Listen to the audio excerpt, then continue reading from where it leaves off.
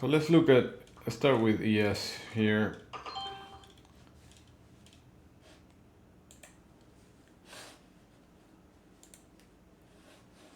All right, so ES, oh, I have to fix this. ES is now one time framing up. We have one day that broke this high and a second day broke the high. We have higher highs, higher lows. So now in the daily we're one time framing up, on the weekly we're one time framing down, and the monthly we're in balance. So hold on one second, just one quick second. So what I'm looking at is this area is a low volume area right here. And if yesterday we left the bullish imbalance, the target is at 51.49. And it's also the 28 EMA, it's also the low on this day, it's also where the 50-day moving average is, it's also a low volume area. So if we get there, we repair this bullish imbalance. You can see it's a P profile, right? Buyers couldn't get any follow through. But if we do repair this imbalance, then this is the target, 51.49. If we cannot move higher, then the target is back here at 51.04. I mentioned this morning in the note that inventory was 100% long and we were opening above this range, and inventory correction would put us back into 51.0625, which we're almost there. We came back all the way from up here into the correction happens into yesterday's close. So 51.0625 is the level to watch for that correction, and it's very close to that point of control. So and this is an area where we're gonna have a lot of chop because it's a big volume area. So until we don't break from this area, I'm not looking to do anything. So if we come back down and accept this inside yesterday's value area high, then I'm looking for moving to yesterday's value area low, which is at 50.94. And then if we break below value, then I'll be looking for this 50.80 to act as support and either take profits there or look for a bounce back into this 51.04.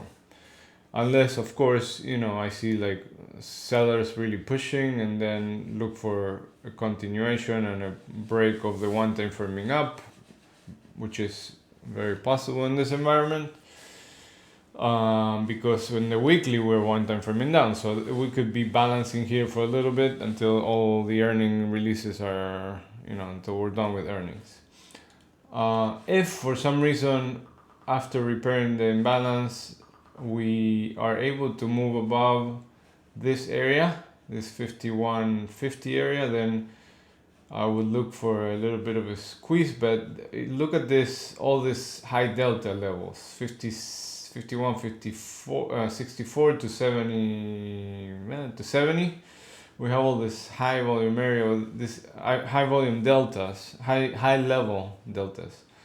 So this is gonna act as resistance, just like it happened yesterday, that it took the whole day to resolve, and it still hasn't finished resolving.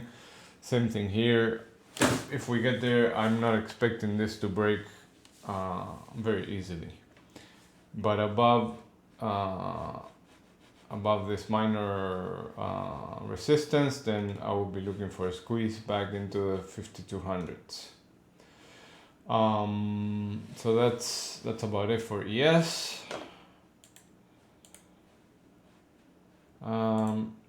NQ, hold on one second. So ES yesterday closed above the quarterly pivot, but if you see and Q, the quarterly pivot is right here, so it's a little bit lagging in that sense. And also we have the 50 and the 20 a little bit further away. But we're also one time framing up. Actually, yesterday NQ broke out of balance, so technically it's not one time framing up until today. We closed the day today, but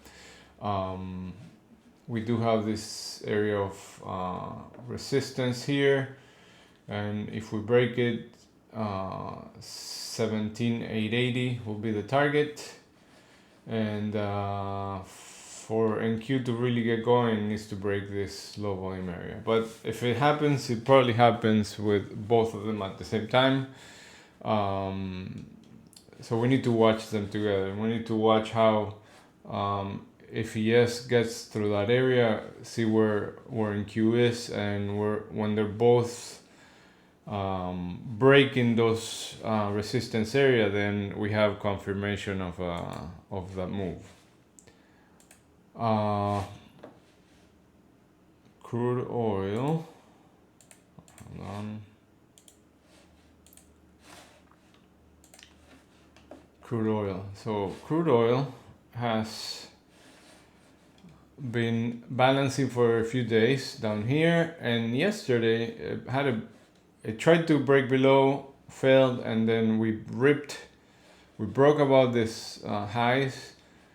We consolidated for a while, and then we found sellers at here 83.36, and we just saw this morning that those sellers are still there. This whole area has to resolve, and I don't know which way it will resolve, but this is an area to watch. In order for me to go long, I would want to see a clear break of 83.36.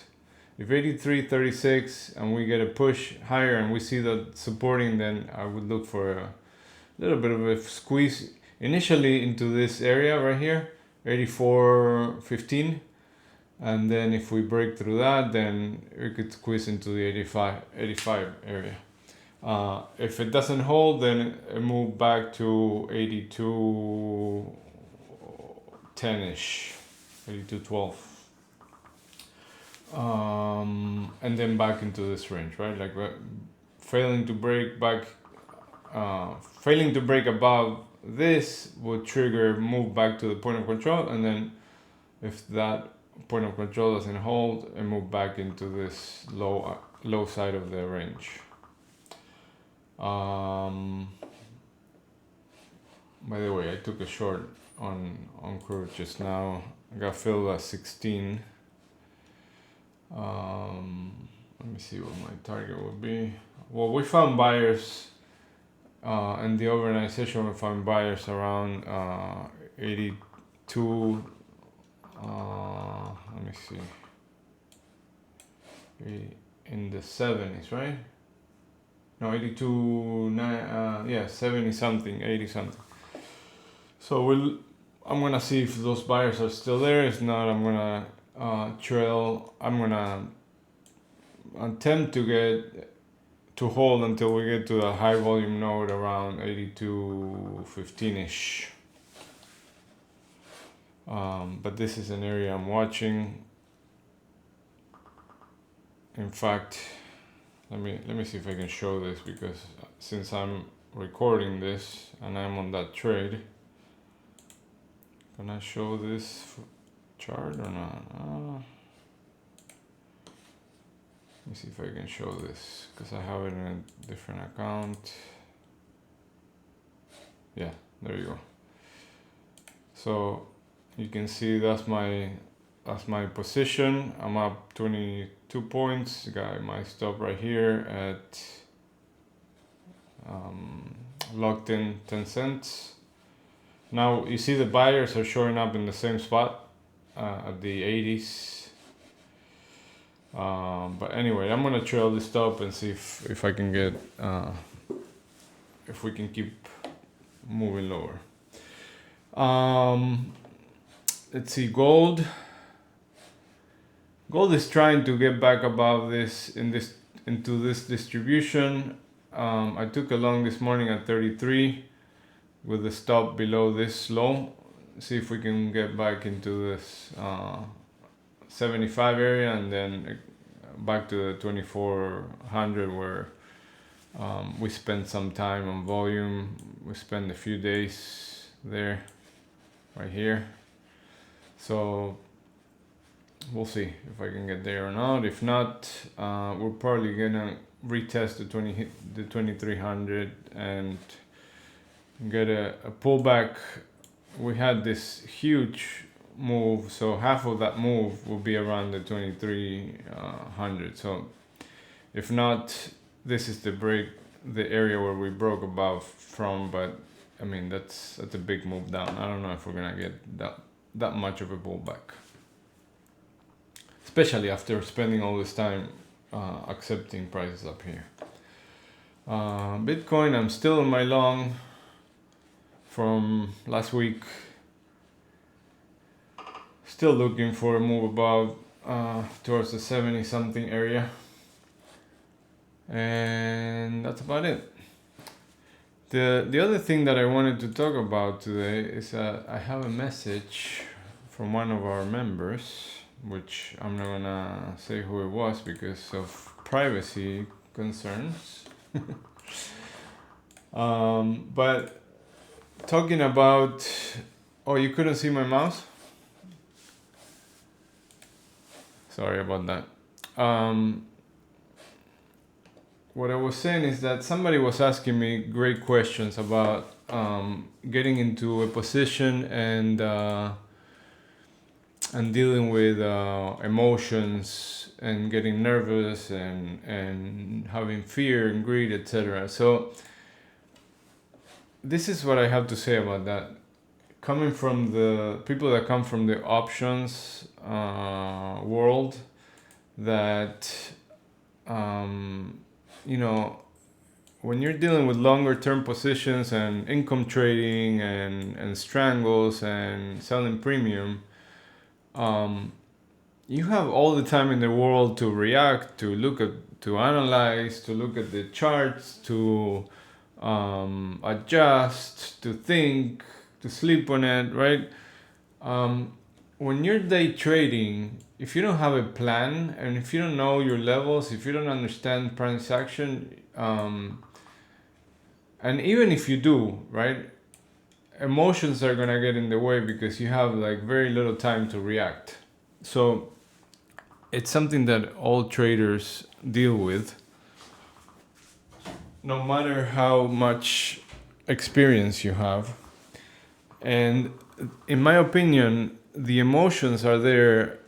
You can use them as an indicator, right? So the emotions could be telling you all sort of things, right? Like you're trading too big, you're not following your plan, you don't know what you're doing, you're insecure about if you have an edge or not, if you understand what's going on,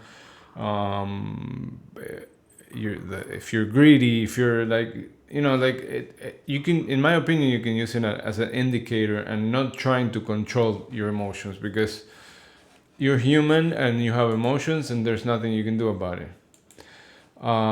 So the first thing is to notice, which is great, right? If you notice your emotions, you're at a good spot, because a lot of people don't even notice, right? And they think that it's just because the trade is going against them or whatever. So you want to start looking at what is it that's bothering you? What's the reason behind it? If it's because you don't know what you're doing, is it because you're insecure? Is it because you're afraid of losing? Is it because you're trading too big? Is it because you have FOMO? So start looking at that and then start addressing the issues one by one. You cannot do it all together, and you need time and experience and screen time and time to deal with all that stuff. In day trading specifically, that's gonna get in your way. There's just no way around it, and the game is to learn to gain awareness and it's kind of like being an athlete, right, or a performer, right? Like you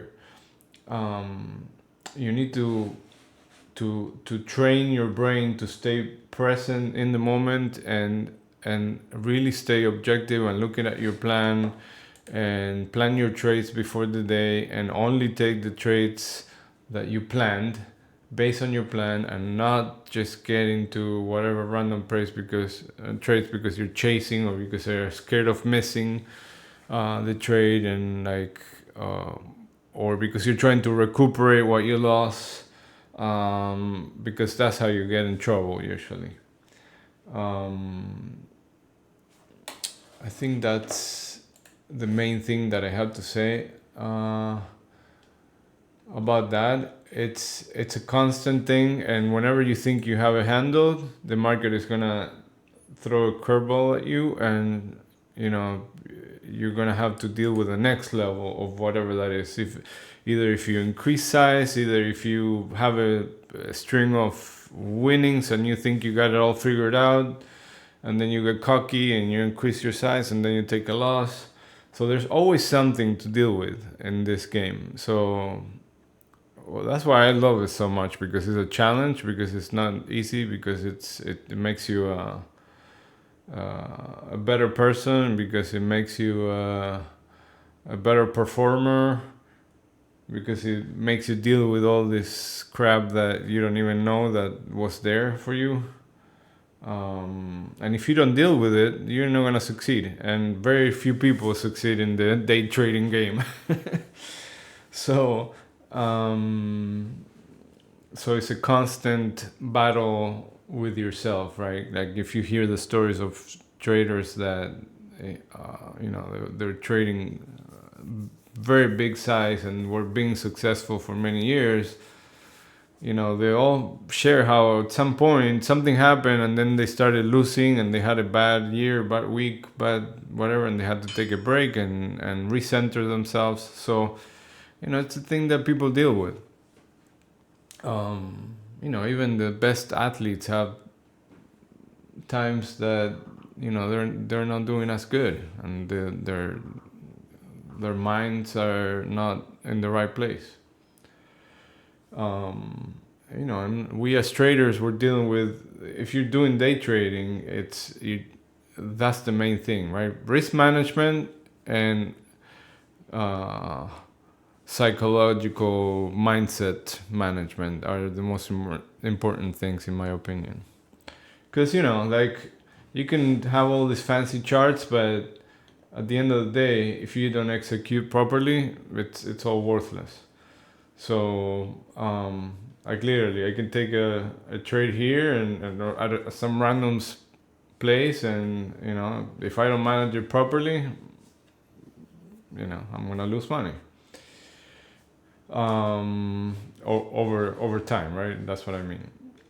I hope that answers some of the questions that you had, and it gives you some place to start looking at and start to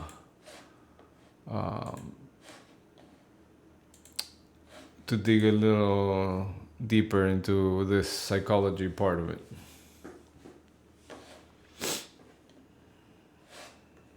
And we can keep talking more about this, but this is I